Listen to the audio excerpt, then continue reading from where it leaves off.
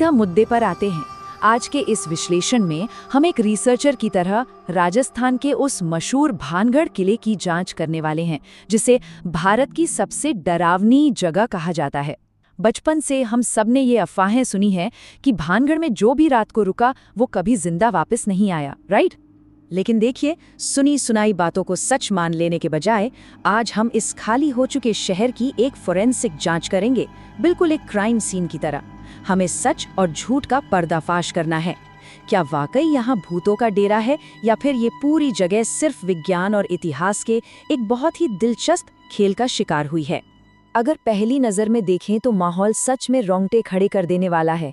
जरा सोचिए, एक ऐसा शहर जहाँ कभी 9,000 से ज्यादा घर आबाद थे, आज वो बिना छत के वीरान खंडहर बन चुका है।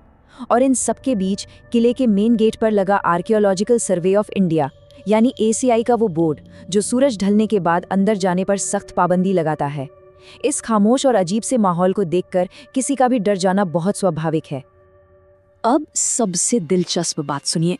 एक तरफ तो वो बेहद खौफनाक कहानियां हैं, राजकुमारी रत्नावती, तांत्रिक सिंघिया का काला जादू और बाबा बालूनाथ का वो मशहूर श्राप। लेकिन दूसरी तरफ हमारा असल ऐतिहासिक रिकॉर्ड बिल्कुल खाली पड़ा है।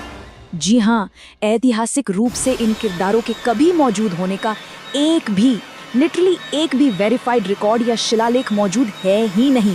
ये सब सिर्फ मनगढ़ंत लोक कथाएं हैं जो पीढ़ियों से चली आ रही हैं। तो भाई, जब इतिहास में इन भूतों का कोई जिक्र ही नहीं है तो लोग यहाँ जाने पर इतना डरते क्यों हैं? चलिए इसके पीछे के विज्ञान को समझते हैं कि आखिर हमें ये खौफ महसूस क्यों होता है। इसका सबसे पहला वैज्ञानिक कारण है इंफ्रासाउंड। ये एक ऐसा अदृश्य खतरा है जो लिटरली किसी की भी गर्दन के बाल खड़े कर सकता है। दरअसल इंफ्रासाउंड 20 हर्ट्ज से नीचे की वो ध्वनि तरंगे हैं जिन्हें हमारे कान सुन तो नहीं सकते, लेकिन हमारा शरीर इन्हें बहुत गहराई से महसूस कर सकता है। इन तरंगों की वजह से अचानक घबराहट होना, चक्कर आना और यहाँ तक कि अजीबोगरीब परछाइयाँ दिखने जैसे इल्यूजन होने लगते हैं। और भानगढ़ के खंडरों में तो ये प्राकृतिक रूप से पैदा होता है। देखिए, भानगढ़ राजस्थान के सिस्मिक जोन 4 में आता है, जहाँ जमीन के अंदर छोटी मोटी हलचल बहुत आम है। और जब इन पुरानी टूटी फूटी पत्थर की इमारतों के बीच से तेज हवा गुजरती है ना, तो वो नेचुरली 19 हर्ट्ज की इंफ्रा फ्रीक्वेंसी पैदा करती है। यही वो आवाज़ है जो बिना किसी ठोस वजह के इंसानों के अंदर खौफ पैदा कर देती है। इसके साथ ही हमारा दिमाग हमारे साथ एक और खेल खेलता है, जिसे साइकोलॉजी में सजेस्टेबिलिटी कहते हैं। इसका मतलब है कि सिर्फ डरने की उम्मीद करना ही असल में डर पैदा कर देता है। जब इंटरनेट और लोक कथाओं के जरिए लोगों के दिमाग में पहले ही डाल दिया जाए कि भानगढ़ एक भूतिया किला है, तो दिमाग ऑटोमेटिकली हॉन्टेड मोड में चला जाता है। फिर क्या, हवा से हिलता हुआ एक मामूली सा पेड़ भी किसी भटकती हुई आत्मा जैसा लगने लगता है। इस सजेस्टेबिलिटी वाली बात को 2008 में लंदन के गोल्डस्मिथ यूनिवर्सिटी के हॉन्टेड प्रोजेक्ट ने बिल्कुल साबित कर दिया था। रिसर्चर्स ने 79 लोगों को एक बिल्कुल नॉर्मल सफ़ेद कमरे में बैठाया और उन्हें मैग्नेटिक फील्ड और इंफ्रासाउंड का संपर्क दिया। नतीजे वाकई चौंकाने वाले थे। डेटा ने साबित किया कि कमरे में भूत महसूस करने का सबसे बड़ा कारण सजेस्टेबिलिटी था। मतलब अगर किसी को पहले से बता दिया जाए कि कोई जगह भूतिया है, तो वही साझा विश्वास खौफ का सबसे बड़ा कारण बन जाता है, न कि वहाँ का माहौल। और हाँ, इस पूरे खेल में पैराडोलिया को मत भूलिए। ये इंसानी दिमाग की एक बहुत ही अजीब सी इवोल्यूशनरी आदत है, जहां हम रैंडम आकारों और परछाइयों में जाने पहचाने पैटर्न ढूंढने लगते हैं, खासकर इंसानी चेहरे। अब भानगढ़ के अंधेरे कोनों और टूटी दीवारों की परछाइयों में हमारा दिमाग खुद ब खुद इंसानी आकृतियां बना लेता है, जो असल में सिर्फ पत्थर और परछाइयां हैं। वो हमें भूतिया शक्लों की तरह दिखाई देने लगती हैं। चलिए अब उन डरावनी चीखों की बात करते हैं जो रात में भानगढ़ से आती हैं।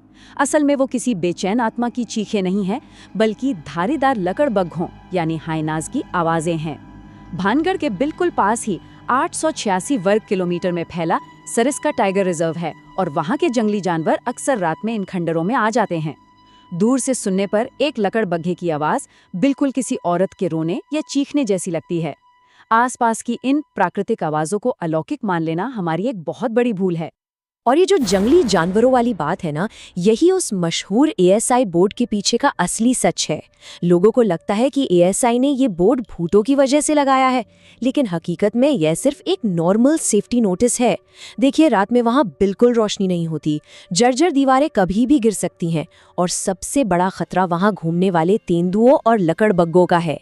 एएसआई हमें किसी भूत से नहीं, बल्कि इन असली और जानलेवा खतरों से बचा रहा है। अब सवाल ये उठता है कि अगर भूत नहीं थे तो 9000 घरों का ये आबाद शहर अचानक खाली क्यों हो गया? चलिए इतिहास के पन्नों में इसके वीरान होने का असली सुराग ढूंढते हैं।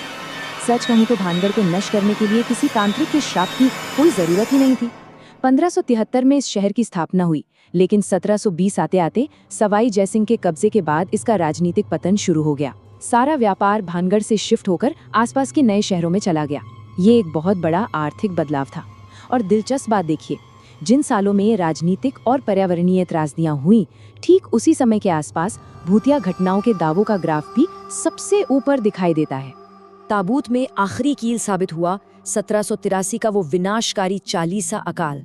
अल्नीनो की वजह से आए इस भयंकर सूखे ने पानी की इतनी कमी कर दी कि वहां जिंदा रहना लिटरली नामुमकिन हो गया। इसी अकाल की वजह से लोगों को मजबूर होकर बड़े पैमाने पर अपना घर छोड़ना पड़ा।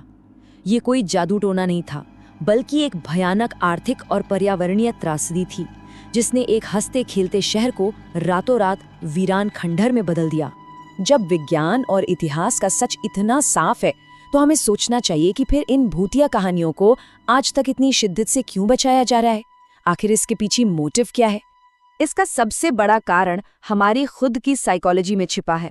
इंसानी दिमाग को हमेशा एक दिलचस्प कहानी चाहिए होती है।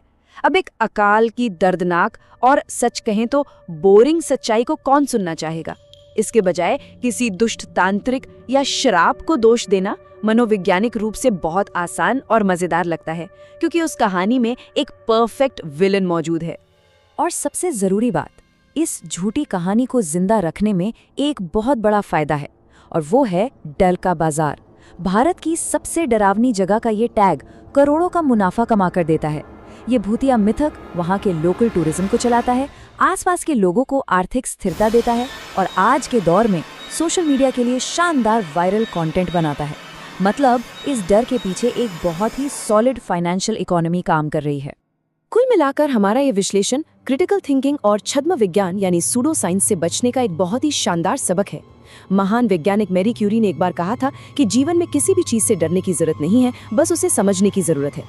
जब हम अनजान चीजों के बेबुनियाद डर को विज्ञान और इतिहास की सच्ची घटनाओं से रिप्लेस करते हैं, तो हमारा नजरिया कहीं ज्यादा बेहतर हो जाता है।